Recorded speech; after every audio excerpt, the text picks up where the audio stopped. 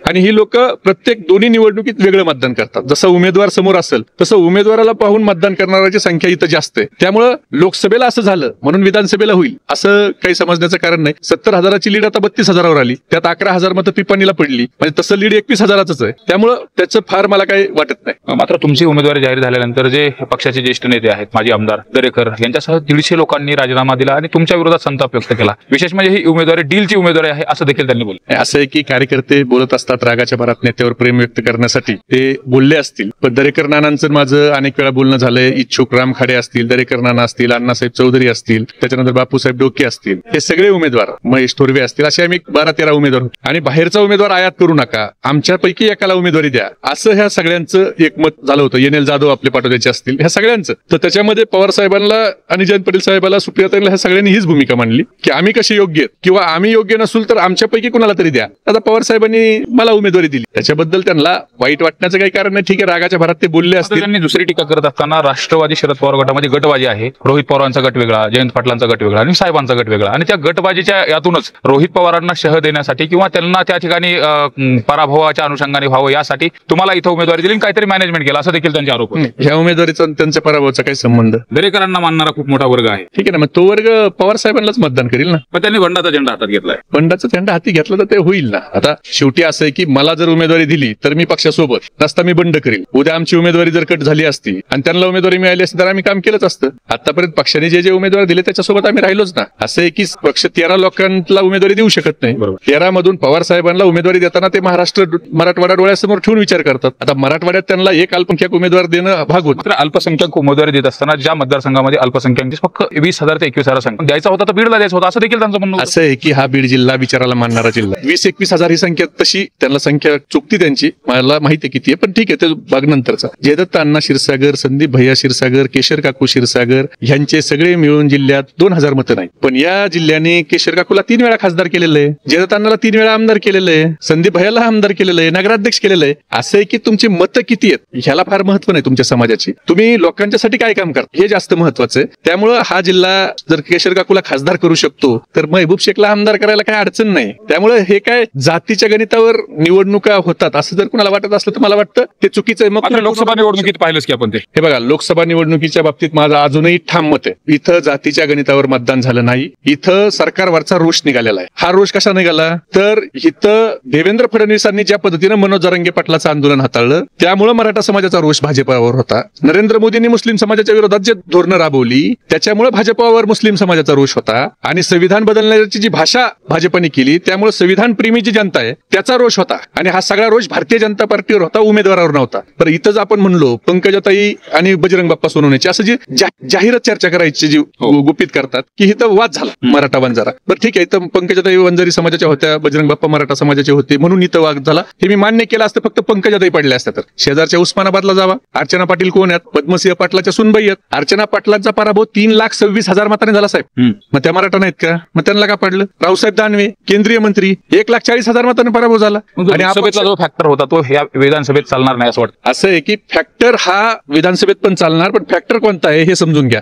Factor हा आहे की शेतकऱ्याच्या सोयाबीनला भाव नाही, शेतकऱ्याच्या कापसाला भाव नाही, शेतकऱ्याच्या कांद्याला भाव नाही, शेतकऱ्याच्या दुधाला भाव नाही. शेतकऱ्याचा महाराष्ट्रातल्या कांदा एक्सपोर्ट करायचा असला तर 40% ड्युटी आहे. गुजरातचा कांदा फ्रीमध्ये एक्सपोर्ट होतो, म्हणजे महाराष्ट्र आणि गुजरातला दुजा भाव. शेतकऱ्याच्या अवजारावर जीएसटी, शेतकऱ्याच्या खतावर जीएसटी, महागाई प्रचंड वाढली, महागाईचे दर कुठे गेलेत, ह्या मूळ प्रश्नाहून लक्ष विचलित करण्यासाठी हे जातीपातीचं समीकरण मांडलं जातं. आणि लोक फार हुशार आहेत, लोकांना माहिती आहे भारतीय जनता पार्टीने शेतकऱ्याला किती छळलेलं आहे. आता जो फॅक्टर सांगितला जरांगे फॅक्टर काम करेल. असं आहे की त्यांची जी मागणी आहे त्या मागणीला च्या संदर्भात सरकारनं जे काही त्यांना आश्वासन दिलं होतं ते आश्वासन सरकारनं पूर्ण केलं नाही. त्यामुळे त्यांच्याबद्दल त्यांच्यावर प्रेम करणारा किंवा त्यांना मानणारा एक मोठा वर्ग आहे, त्या वर्गाची संख्या कमी नाही. त्या वर्गाला दुर्लक्षित करून चालणार नाही. कारण शेवटी सरकारनं त्यांची मागणी मान्य करायची का अमान्य करायची हा भाग नंतरचा, थोड्या वेळ बाजूला ठेवा. पण त्यांनी जे आंदोलन केलं त्या आंदोलनाला बदनाम करण्यासाठी एसआयटी लावतो, धमक्या देतो. म्हणजे हे जे सराटे आंतरवलीत आंदोलन झालं त्याच्यावर लाठीचार्ज सरकार करतं, तर त्या लाठीचार्ज कुणी करायला लावला याची एसआयटी चौकशी होत नाही. तर आंदोलनाच्या मागे कोण आहे त्याची एसआयटी चौकशी होते. म्हणजे हे जे काही सुडाचं राजकारण चाललंय याचा परिणाम सरकारला लोकसभेत भोगावा लागला, विधानसभेला भोगावा लागेल. जर बघितलं तर अप्रत्यक्षरित्या महाविकास आघाडीला आणि राष्ट्रवादीला याचा परिणाम झाला होता. मात्र राष्ट्रवादीची नेमकी भूमिका काय आहे? मराठा आरक्षणासंदर्भात जी जरांगे पाटलांनी जी मागणी केली की ओबीसी मधूनच आरक्षण पाहिजे, वारंवार पवार साहेबांनी त्या बाबतीत देखील सांगितलं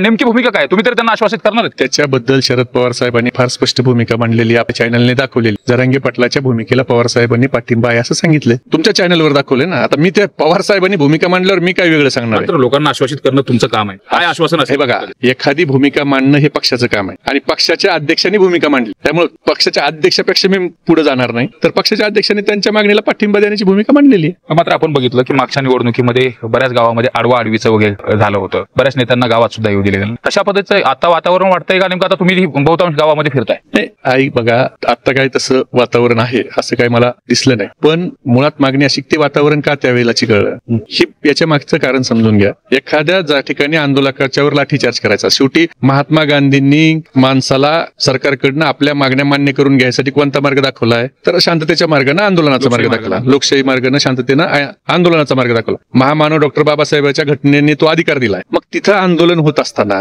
तिथं लाठीचार्ज करायची गरज काय? कोणी करायला लावला लाठीचार्ज? रोष होता त्या आणि काळामध्ये. त्या लाठीचार्ज करायला लावून परत तुम्ही 307 गुन्हे दाखल केले. महिलांच्यावर लाठीचार्ज झाला. शेवटी ही जी खतखत होती ना, ती खतखत सरकारच्या विरोधी निघली आणि 307 गुन्हे म्हणजे आंदोलकांच्या वर देशातली पहिली घटना असेल की 307 गुन्हे दाखल झाले. शेवटी सरकारनं मागण्या मान्य करा अमान्य करा हा तुम्ही भूमिका घ्या, बरोबर. पण तुम्ही 307 सारखे गुन्हे दाखल करता, मग लोक रागात येणार नाहीत? याचा संताप होता होतो. 100% संताप. तर आता शेवटचा माझा प्रश्न आहे, नेमकं एकूणच आता तुम्ही फिरताय सगळ्या ठिकाणी, लोकांचा प्रतिसाद कशा पद्धतीने आहे आणि नेमकं कुठले मुद्दे घेऊन तुम्ही लोकांच्या समोर जाताय, कसं आश्वासित करता लोकांना? लोकांचा प्रतिसाद अतिशय चांगला आहे आणि लोकांच्या समोर आम्ही या मतदारसंघामध्ये एक MIDC झाली पाहिजे, ज्याने किमान 20,000 कमीत कमी 20,000 तरुणांच्या हाताला काम मिळालं पाहिजे, अशी MIDC करण्याचा संकल्प घेऊन जातोय. या मतदारसंघातल्या प्रस्थापितांनी तसा विषय केला नाही का? कोयता घासण्याची भाषा दसरा मेळाव्यातून झाली होती. नाही, ठीक आहे, ते कोणी काय भाषण करावं याच्याबद्दल मी बोलू शकत नाही. माझा विषय एवढाच आहे की मला काय करायचं, तर मला इथल्या शेतकऱ्याच्या हितानं, एवढ्या वर्ष हे अपयश कोणाचं आहे? नेमकं हे का झालं नाही? नेमकं इथे ऊसतोड इथल्या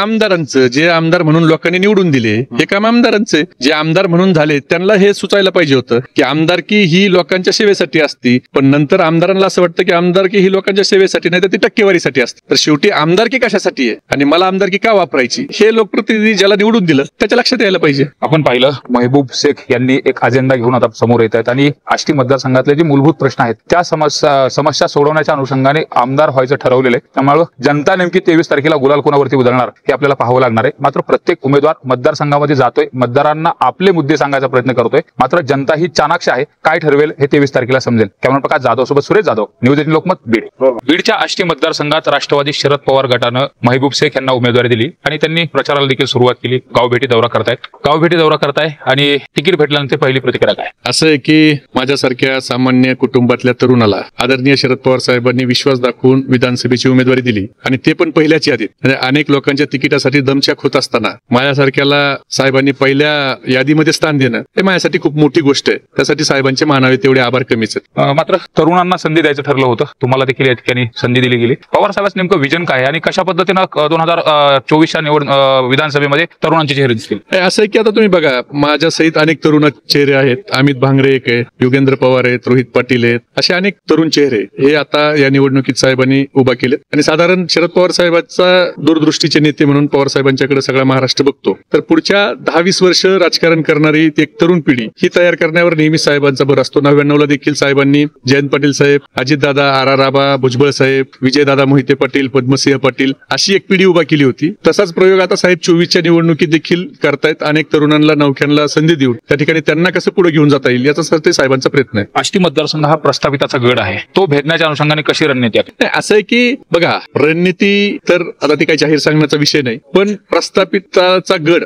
अनेक चांगल्या प्रस्थापिताचा गड मायबाप जनतेने उद्ध्वस्त केलेले आहेत. अगदी निवडणुकीत इंदिराजींना पराभव सहन करावा लागला, राहुलजींना करावा लागला, स्वर्गीय अटलजींना करावा लागला. त्यामुळं जनतेने ठरवलं तर जनता कुणाचाही पराजय करू शकते. फक्त जनतेसमोर आम्हाला कुणाचा पराजय करायचा नाही, तर आम्हाला निवडून यायचं. आणि आम्हाला का निवडून यायचं, तर या मतदारसंघात युवकांचे, शेतकऱ्यांचे जे काही प्रश्न आहेत ते प्रश्न मार्गी लावायचे. त्यासाठी संविधानिक पदावर जाणं गरजेचं आहे आणि म्हणून आमदार म्हणून जर संधी मिळाली तर हे प्रश्न आपल्याला सोडवता येतील. म्हणून आम्हाला निवडणूक लढवून निवडून जायचं, तर ते सकारात्मक कामं करण्यासाठी जायचंय, ना का कुणाला पाडायसाठी जायचंय, ना काही कुणाचा राग व्यक्त काढायसाठी जायचं. तर आम्हाला चांगलं आणि सकारात्मक राजकारण करण्यासाठी आम्हाला निवडणूक लढवायची. मात्र आपण लोकसभा निवडणुकीत बघितलं 2024च्या इथं 32,000ची लीड ही विरोधी उमेदवाराला होती. मग ते नेमकं कसं समीकरण जुळवणार आहे? असं आहे की हा आष्टी मतदारसंघ आहे. याच मतदारसंघात प्रीतमताईंना 2019ला 70,000ची लीड होती आणि लगेच 3 महिन्यात विधानसभेची लोकसभेची निवडणूक झाली आणि आजबे काकाला पवार साहेबाचे उमेदवार असून 26,000 मतांनी लोकांनी निवडून दिलं. या मतदारसंघात 2 विचाराला मानणारी लोक आहेत. एक आदरणीय शरद पवार साहेबाच्या विचाराला मानणारी लोक आहेत आणि एक स्वर्गीय गोपीनाथ मुंडे साहेबाच्या विचाराला मानणारी लोक आहेत.